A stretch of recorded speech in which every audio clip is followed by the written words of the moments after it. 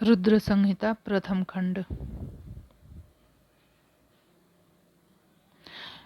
हम यहाँ पे शिव पुराण के रुद्र संहिता के प्रथम खंड में पहला अध्याय की चर्चा करेंगे।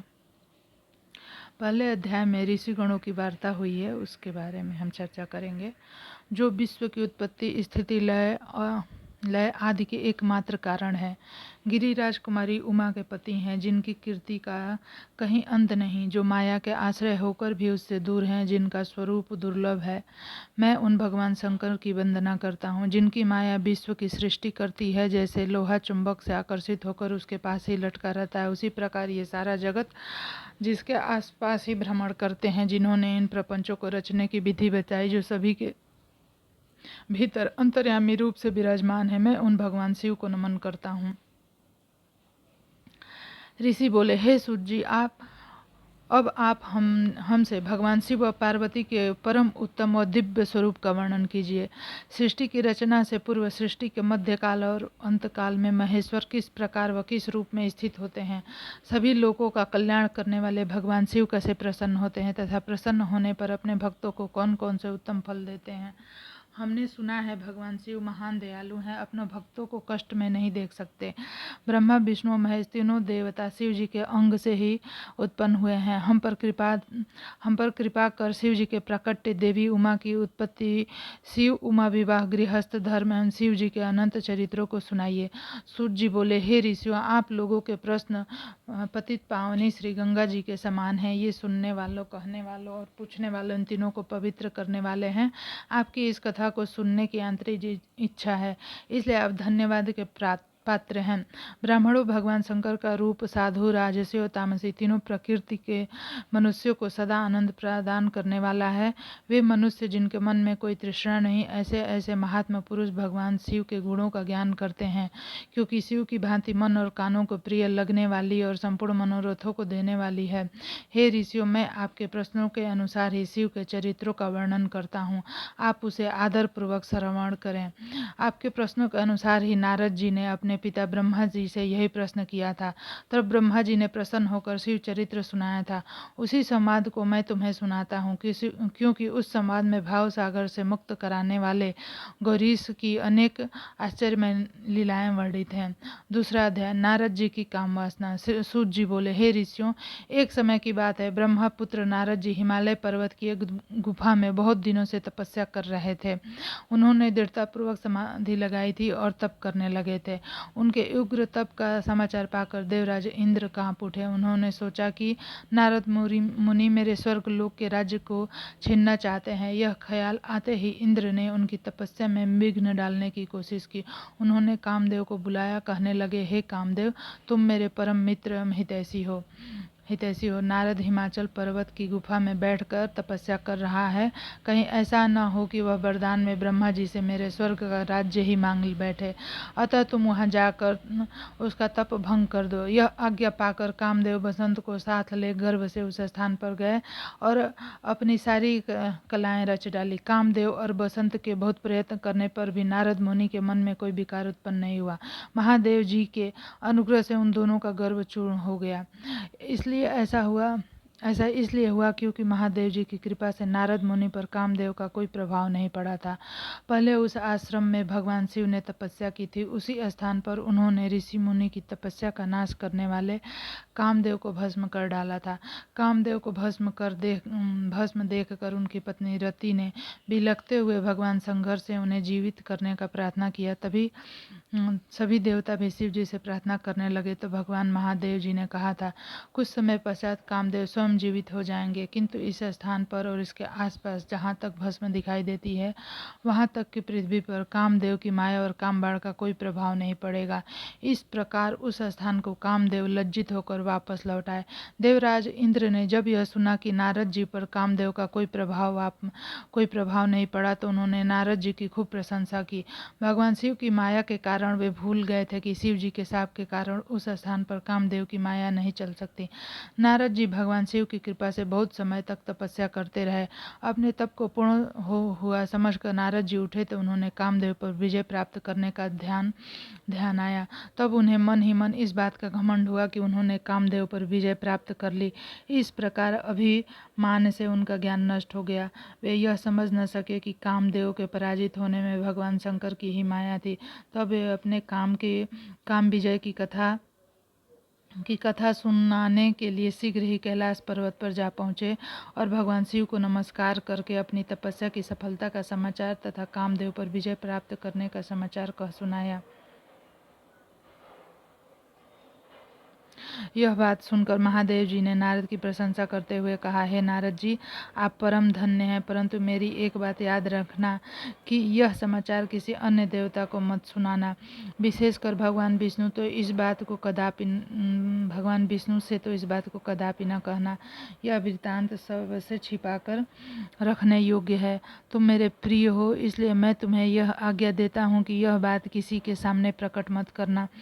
परंतु वे तो शिव की माया से मोहित हो चुके थे, इसलिए उनकी दी शिक्षा को ध्यान में न रखते हुए ब्रह्मलोक चले गए। वहां ब्रह्मा जी को नमस्कार कर बोले, मैंने अपने तपोबल से कामदेव को जीत लिया है। यह सुनकर ब्रह्मा जी ने भगवान शिव के चरणों का चिंतन करके सारा कारण जान लिया और अपने पुत्र नारद को यह सब किसी और से न कहने के लिए मना कर दिया। नारद के मन में अभिमान के अंकुर उत्पन्न हो गए थे। फलस्वरूप उनकी बुद्धि नष्ट हो गई थी। वे तो तुरंत विष्णु लोक पहुंचकर भगवान विष्णु को यह सारा किस्सा सुनाना चाहते थे। अतः शीघ्र ही ब्रह्मलोक से चल दिए। नारद मुनि को आता देखकर भगवान विष्णु सिंहासन पर उठ खड़े हुए। उन्होंने नारद को गले लगा लिया, आदर सहित आसन पर बैठाया। भगवान शिव के चरणों का स्मरण करके भगवान विष्णु ने नारद जी से पूछा, नारद जी, आप कहाँ से आ रहे हैं? इस लोक में आपका शुभागमन किस लिए हुआ है? यह सुनकर नारद जी ने अहंकार सहित अपने तप के पूर्ण होने एवं कामदेव पर विजय प्राप्त करने का समस्त हाल उन्हें कह सुनाया। भगवान विष्णु काम के विजय का असली कारण को समझ चुके थे। वे नारद जी से बोले, हे नारद जी, आपकी कीर्ति एवं निर्मल बुद्धि धन्य है। काम, क्रोध एवं लोभ मोह उन मनुष्यों को पीड़ित करते हैं जो भक्तिहीन हैं। आप तो ज्ञान वैराग्य से युक्त एवं ब्रह्मचारी हैं, फिर भला यह काम आपका क्या बिगाड़ सकता था? देवर्षि नारद बोले, हे भगवान, यह सब आपकी कृपा का ही फल है। आपकी कृपा के आगे कामदेव की क्या समर्थ जो मेरा कुछ बिगाड़ सके। मैं तो सदा ही निर्भय हूँ। इतना कहकर नारद जी विष्णु भगवान को नमस्कार कर वहां से चल दिए। तीसरा अध्याय, नारद जी का भगवान विष्णु से उनका रूप मांगना। सूत जी बोले, महर्षियों, नारद जी के चले जाने पर शिव जी की इच्छा से विष्णु भगवान ने एक अद्भुत माया रची। जिन्होंने जिस ओर नारद जी जा रहे थे वहां एक सुंदर नगर बना दिया। वह नगर बैकुंठ लोक से अधिक रमणीय था। वहां बहुत से विहार स्थल से। उस नगर के राजा का नाम शीलनिधि था। उस राजा की एक बहुत सुंदर कन्या थी। उन्होंने अपनी पुत्री के लिए स्वयंवर का आयोजन किया। उनकी कन्या का वरण करने के लिए उत्सुक बहुत से राजकुमार पधारे थे। वहां बहुत चहल पहल थी। इस नगर की शोभा देखते ही नारद जी का मन मोहित हो गया। जब राजा शीलनिधि ने नारद जी को आते देखा तो उन्होंने कन्या को बुलाया, जिसने महर्षि के चरणों में प्रणाम किया। नारद जी से उसका परिचय कराते हुए शीलनिधि ने निवेदन किया, महर्षि, यह मेरी पुत्री श्रीमती है। इसके स्वयंवर का आयोजन किया गया है। इस कन्या के गुण दोषों को बताने की कृपा कीजिए। राजा के ऐसे वचन सुनकर नारद जी बोले, राजन, आपकी कन्या साक्षात लक्ष्मी है। इसका भावी पति भगवान विष्णु के समान वैभवशाली, त्रिलोक जयी, वीर तथा कामदेव को भी जीतने वाला होगा। ऐसा कहकर नारद मुनि वहां से चल दिए। शिव की माया के कारण काम के वशीभूत हो सोचने लगे कि राजकुमारी को कैसे प्राप्त करूं। स्वयंवर में आए सुंदर एवं वैभवशाली राजाओं को छोड़कर भला यह मेरा वरण कैसे करेगी। वे सोचने लगे कि नारियों को सौंदर्य बहुत प्रिय होता है। सौंदर्य को देखकर ही श्रीमती मेरा वरण कर सकती है। ऐसा विचार कर नारद जी फिर विष्णु लोक में जा पहुंचे। उन्होंने राजा शीलनिधि की कन्या के स्वयंवर के बारे में बताया तथा कन्या के साथ विवाह करने की इच्छा व्यक्त की। उन्होंने भगवान विष्णु से प्रार्थना की कि वे अपना रूप उन्हें प्रदान करें ताकि श्रीमती उन्हें ही वरे। सूत जी कहते हैं, महर्षियों, नारद मुनि की ऐसी बात सुनकर भगवान मधुसूदन हंस पड़े और भगवान शंकर के प्रभाव का अनुभव करके उन्होंने इस प्रकार उत्तर दिया। भगवान विष्णु बोले, हे नारद, आप वहाँ अवश्य जाइए। मैं आपका हित उसी प्रकार करूँगा जिस प्रकार पीड़ित व्यक्ति का श्रेष्ठ वैद्य करता है, क्योंकि तुम मुझे विशेष प्रिय हो। ऐसा कहकर भगवान विष्णु ने नारद मुनि को वानर का मुख और शेष अंग को अपना मनोहर रूप प्रदान कर दिया। तब नारद जी अत्यंत प्रसन्न होते हुए अपने को परम सुंदर समझकर शीघ्र ही स्वयंवर में आ गए। उस राज्य सभा में जा बैठे। उस सभा में रुद्रगण ब्राह्मण के रूप में बैठे हुए थे। नारद जी का वानर रूप केवल कन्या और रुद्रगणों को ही दिखाई दे रहा था, बल्कि सबको नारद जी का वास्तविक रूप ही दिखाई दे रहा था। नारद जी मन ही मन प्रसन्न होते हुए श्रीमती की प्रतीक्षा कर रहे थे। हे ऋषियों, वह कन्या हाथ में जयमाला लिए अपने सखियों के साथ स्वयंवर में आई। उसके हाथों में सोने की सुंदर माला थी। वह शुभ लक्षणा राजकुमारी लक्ष्मी के समान अपूर्व शोभा पा रही थी। नारद मुनि का भगवान विष्णु जैसा शरीर और वानर जैसा मुख देख वह कुपित हो गई और उनकी ओर से दृष्टि हटाकर मनोवांछित वर की तलाश में आगे चली गई। सभा में अपने मनपसंद वर को न पाकर वह उदास हो गई। उसने किसी को भी गले में वरमाला नहीं डाली। तभी भगवान विष्णु राजा के वेशभूषा धारण कर वहां आ पहुंचे। विष्णु जी को देखते ही उस परम सुंदरी ने उसके गले में वरमाला डाल दी। विष्णु जी राजकुमारी को साथ लेकर तुरंत अपने लोक को चले गए। यह देखकर नारद जी विचलित हो गए। तब ब्राह्मणों के रूप में उपस्थित रुद्रगणों ने नारद जी से कहा, हे नारद जी, आप व्यर्थ ही काम से मोहित हो सौंदर्य के बल से राजकुमारी को पाना चाहते हैं। पहले जरा अपना वानर समान मुख तो देखिए। सूत जी बोले। यह वचन सुनकर नारद जी को बड़ा आश्चर्य हुआ। उन्होंने दर्पण में अपना मुख देखा। वानर के समान मुख को देखकर वे अत्यंत क्रोधित हो उठे और दोनों रुद्रगणों को श्राप देते हुए बोले, तुमने एक ब्राह्मण का मजाक उड़ाया, अतः तुम ब्राह्मण कुल में पैदा होकर भी राक्षस बन जाओ। यह सुनकर वे शिवगण कुछ नहीं बोले, बल्कि इसे भगवान शिव की इच्छा मानते हुए उदासीन भाव से अपने स्थान को चले गए और भगवान शिव की स्तुति करने लगे। चौथा अध्याय, नारद जी का भगवान विष्णु को शाप देना। ऋषि बोले, हे सूत जी, रुद्रगणों के चले जाने पर नारद जी ने क्या किया और वे कहाँ गए, इस सब के बारे में हमें बताइए। सूत जी बोले, ऋषियों, माया से मोहित नारद जी उन दोनों शिवगणों को शाप देकर भी मोहवश कुछ जान न सके। तत्पश्चात क्रोधित होते हुए वे तालाब के पास पहुंचे और वहां जल में पुनः अपनी परछाई देखी तो उन्हें फिर वानर जैसी आकृति दिखाई दी। उसे देखकर नारद जी को और भी क्रोध चढ़ाया। वे सीधे विष्णु लोक की ओर चल दिए। वहां पहुंचकर भगवान विष्णु से वह बोले, हे हरि, तुम बड़े दुष्ट हो। अपने कपट से विश्व को मोहने वाले तुम दूसरों को सुखी होता नहीं देख सकते। तभी तो तुमने सागर मंथन के समय मोहिनी का रूप धारण कर दैत्यों से अमृत का कलश छीन लिया था और उन्हें अमृत की जगह मदिरा पिलाकर पागल बना दिया था। यदि उस समय भगवान शंकर दया करके विष को न पीते तो तुम्हारा सारा कपट प्रकट हो जाता। तुम्हें कपटपूर्ण चालें अधिक प्रिय हैं। भगवान महादेव जी ने ब्राह्मणों को सर्वोपरि बताया।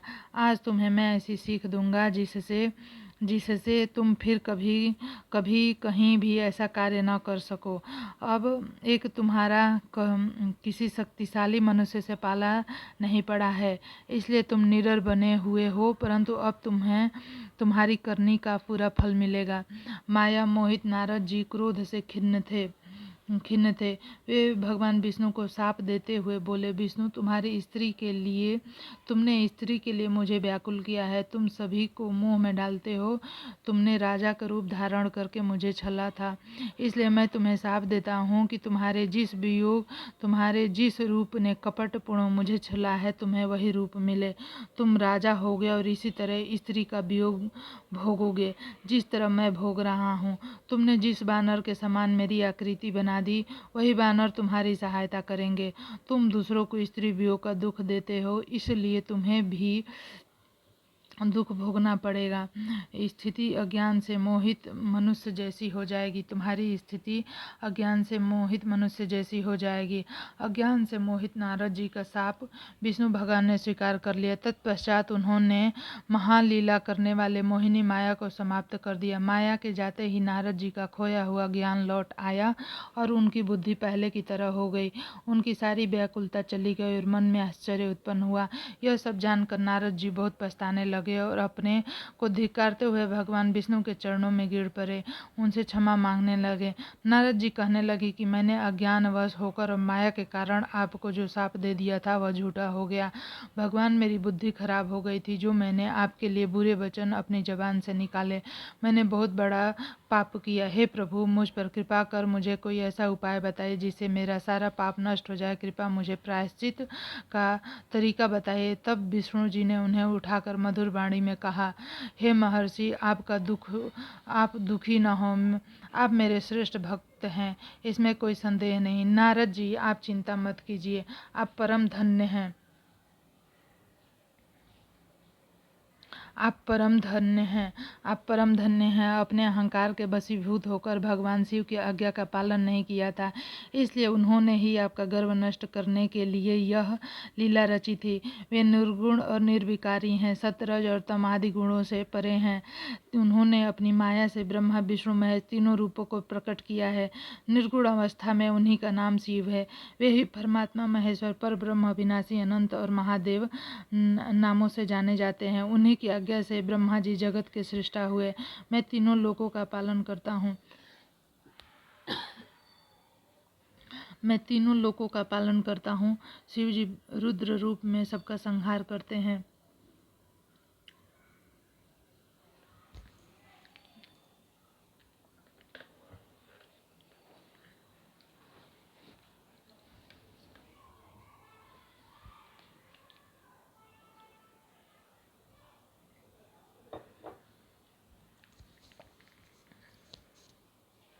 वे शिव स्वरूप में सबके साक्षी हैं। वे माया से भिन्न और निर्गुण हैं। वे अपने भक्तों पर सदा दया करते हैं। मैं तुम्हें समस्त शकों और चिंताओं को त्याग कर भगवान शंकर की यश और कीर्ति का गुणगान करो और सदा अनन्य भाव से शिव जी की सतनाम स्रोत का पाठ करो, उनकी उपासना करो तथा प्रतिदिन उनकी पूजा अर्चना करो। जो मनुष्य शरीर, मन, वाणी द्वारा भगवान शिव की उपासना करते हैं उन्हें पंडित्य या ज्ञानी कहा जाता है। जो मनुष्य शिव जी की भक्ति करते हैं उन्हें संसार रूपी भव सागर से तत्काल मुक्ति मिल जाती है। जो लोग पाप रूपी दावानल से पीड़ित हैं उन्हें शिव नाम रूपी अमृत का पान करना चाहिए। वेदों का पुण्य ज्ञान प्राप्त करने के पश्चात ही ज्ञानी मनुष्यों ने शिव जी की पूजा को जन्म मरण रूपी बंधनों से मुक्त होने का सर्वश्रेष्ठ साधन बताया। इसलिए आज से ही रोज भगवान शिव की कथाएं सुनो और कहा करो तथा उनका पूजन किया करो। अपने हृदय में भगवान शिव के चरणों की स्थापना करो तथा उनके तीर्थों में निवास करते हुए उनकी स्तुति कर उनका गुणगान करो। इसके बाद नारद जी, तुम मेरी आज्ञा से अपने मनोरथ की सिद्धि के लिए ब्रह्मलोक जाना। वहाँ अपने पिता ब्रह्मा जी की स्तुति करके उनसे शिव महिमा के बारे में पूछना। ब्रह्मा जी शिव भक्तों में श्रेष्ठ है। वे तुम्हें भगवान शंकर का महात्मा और सतनाम स्रोत अवश्य सुनाएंगे। आज से तुम शिव भक्ति में लीन हो जाओ, वे अवश्य तुम्हारा कल्याण करेंगे। यह कहकर विष्णु जी अंतर ध्यान हो गए। 5वां अध्याय। नारद जी का शिव तीर्थों में भ्रमण व ब्रह्मा जी से प्रश्न। सूत जी बोले, महर्षियों, भगवान श्री हरि के अंतर ध्यान हो जाने पर मुनि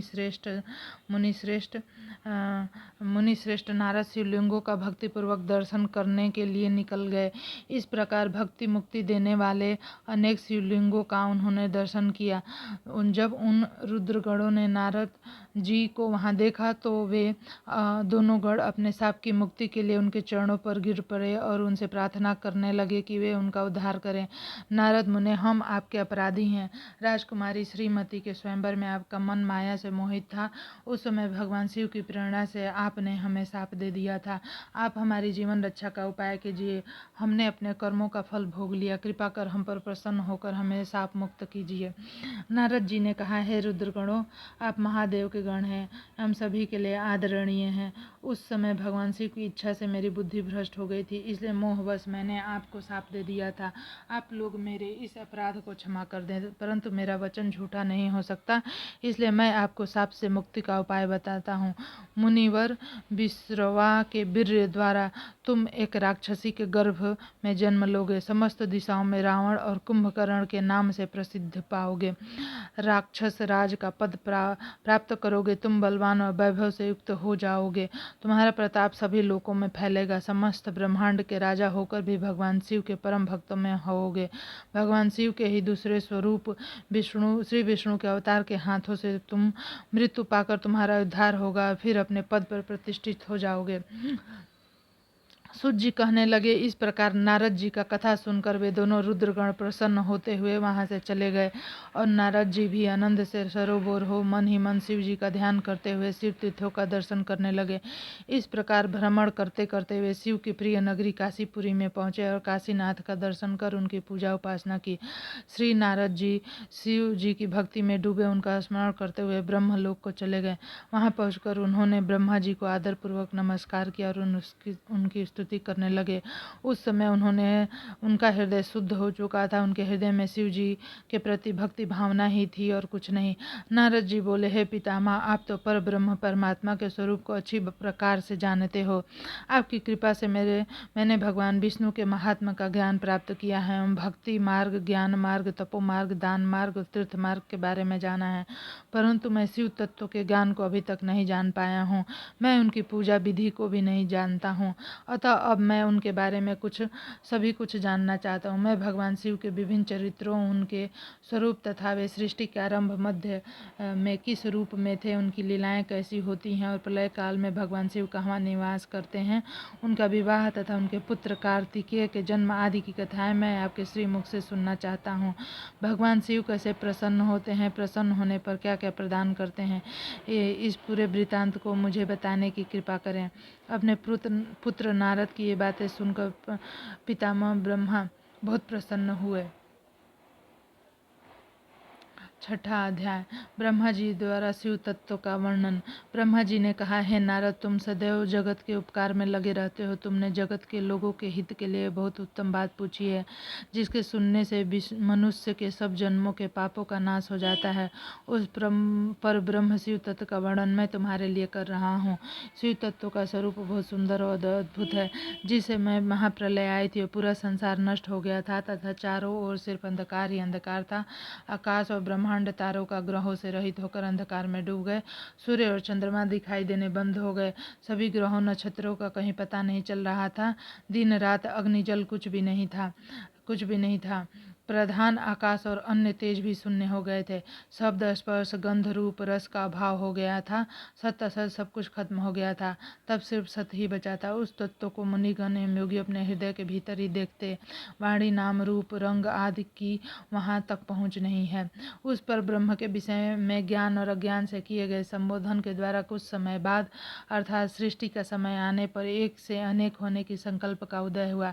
तब उन्होंने अपनी लीला से मूर्ति की रचना की। वह मूर्ति संपूर्ण ऐश्वर्य तथा गुणों से युक्त, संपन्न, सर्व ज्ञानमयी और सब कुछ प्रदान करने वाली है। यही सदा शिव की मूर्ति है।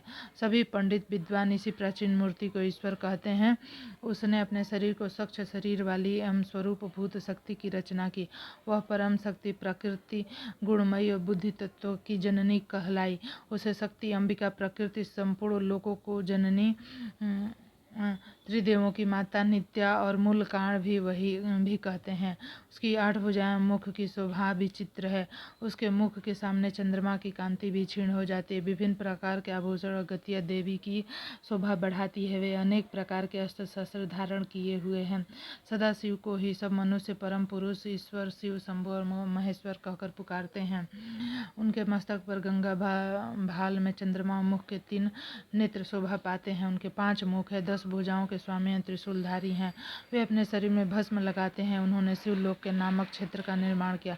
यह परम पावन स्थान काशी नाम से जाना जाता है। परम मोक्षदायक स्थान है। इस क्षेत्र में परम आनंददायक रूप शिव पार्वती सहित निवास करते हैं। शिव और शिवा के प्रलय काल में भी उस स्थान को नहीं छोड़ा, इसलिए शिव जी ने इसका नाम आनंद वन रखा है। एक दिन आनंद वन में घूमते समय शिव शिवा के मन में एक दूसरे पुरुष की रचना करने की इच्छा हुई। तब उन्होंने सोचा कि इसका भार किसी दूसरे व्यक्ति को सौंप कर हम यहीं काशी में विराजमान रहेंगे। ऐसा सोचकर उन्होंने अपने वाम भाग के 10वें अंग पर अमृत मल दिया, जिससे एक सुंदर पुरुष वहां प्रकट हुआ, जो शांत और सत्गुणों से युक्त एवं गंभीर व अथाह सागर था। उसकी कांति इंद्रनील मणि के समान श्याम थे। उसका पूरा शरीर दिव्य शोभा से चमक रहा था। उसके तथा नेत्र कमल के समान थे। उसके हाथ जोड़कर भगवान शिव और शिवा को प्रणाम किया तथा प्रार्थना की कि मेरा नाम निश्चित कीजिए। यह सुनकर भगवान शिव हंसकर बोले कि सर्वत्र व्यापक होने के से तुम्हारा नाम विष्णु होगा। तुम भक्तों को सुख देने वाले होगे। तुम यहीं स्थित रहकर तप करो, वही सभी कार्य का साधन है। ऐसा कहकर शिव जी ने उन्हें ज्ञान प्रदान किया और वहां से अंतर्ध्यान हो गए। तब विष्णु जी ने 12 वर्ष तक वहां दिव्य तप किया। तपस्या के कारण उनका शरीर से अनेक जल धाराएं निकलने लगी। उस जल से सारा सूना आकाश व्याप्त हो गया। वह ब्रह्म स्वरूप जल अपने स्पर्श मात्र से पापों का नाश करने वाला था। उस जल में भगवान विष्णु ने स्वयं शयन किया। नार अर्थात जल में निवास करने के कारण ही वे नारायण कहलाए। तभी से उन महात्मा से सब तत्वों की उत्पत्ति हुई। पहले प्रकृति से महान और उससे 3 गुण उत्पन्न हुए तथा उनसे अहंकार उत्पन्न हुआ। उससे शब्द स्पर्श रूप रस गंध एवं 5 भूत प्रकट हुए। उनसे ज्ञानेन्द्रिय एवं कर्मेंद्रिय बनी। उस समय एकाकार 24 तत्व प्रकृति से उस जल में भगवान विष्णु ने स्वयं शयन किया। नर अर्थात जल में निवास करने के कारण ही वे नारायण कहलाए। जल में निवास शयन किया। उस जल में भगवान विष्णु ने स्वयं शयन किया। नार अर्थात जल में निवास करने के कारण ही वे नारायण कहलाए। तभी से उन महात्मा से सब तत्वों की उत्पत्ति हुई। पहले प्रकृति से महान, उससे 3 गुण उत्पन्न हुए और उनसे अहंकार उत्पन्न हुआ। उससे शब्द स्पर्श रूप रस और गंध एवं 5 भूत प्रकट हुए। उनसे ज्ञानेन्द्रिय एवं कामेंद्रिय बनी। उस समय एकाकार 24 तत्व प्रकृति से प्रकट हुए एवं उनको ग्रहण करके परम पुरुष नारायण भगवान शिव जी की इच्छा से जल में सो गए। 7वां अध्याय विवादग्रस्त ब्रह्मा विष्णु के मध्य अग्नि स्तंभ का प्रकट होना। ब्रह्मा जी कहते हैं, हे देवर्षि, जब नारायण जल में शयन करने लगे तब शिव जी की इच्छा से विष्णु जी की नाभि से एक बहुत बड़ा कमल प्रकट हुआ। उसमें असंख्य नालदंड थे। वह पीले रंग का था और उसकी ऊंचाई भी कई योजन थी। कमल सुंदर, अद्भुत और संपूर्ण तत्वों से युक्त था। वह रमणीय पुण्य दर्शन के योग्य था। तत्पश्चात भगवान शिव ने मुझे अपने दाहिने अंग से उत्पन्न किया।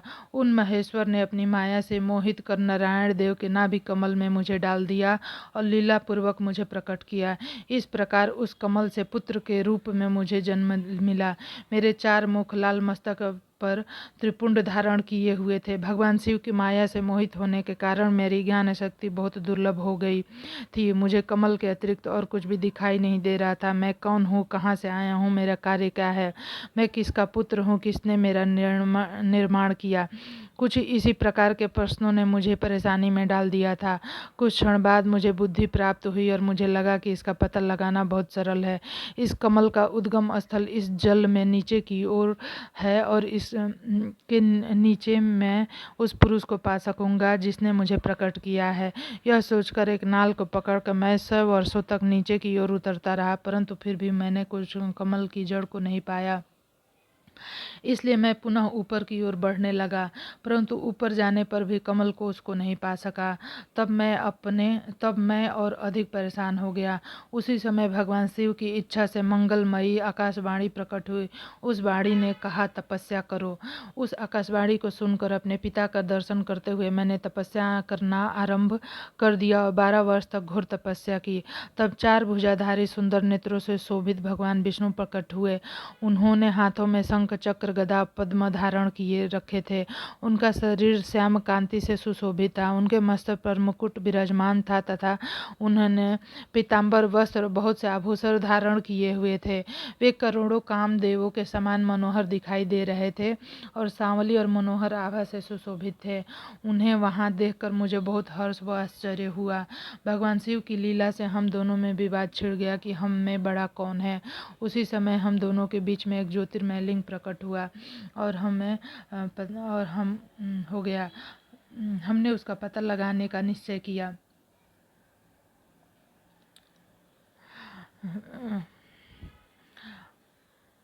हमने उसका पता लगाने का निश्चय किया। मैंने ऊपर की ओर और विष्णु जी ने नीचे की ओर उस स्तंभ के आरंभ और अंत का पता लगाने के लिए चलना प्रारंभ किया, परंतु हम दोनों को उस स्तंभ का कोई और छोर नहीं मिला।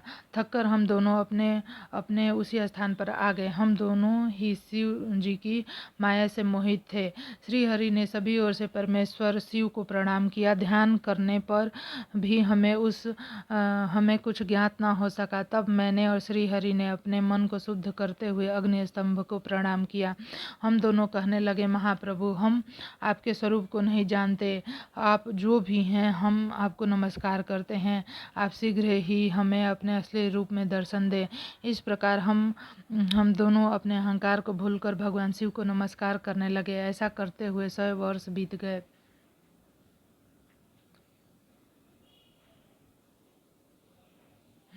अगला हम नेक्स्ट वीडियो में करेंगे 8वां अध्याय से। धन्यवाद।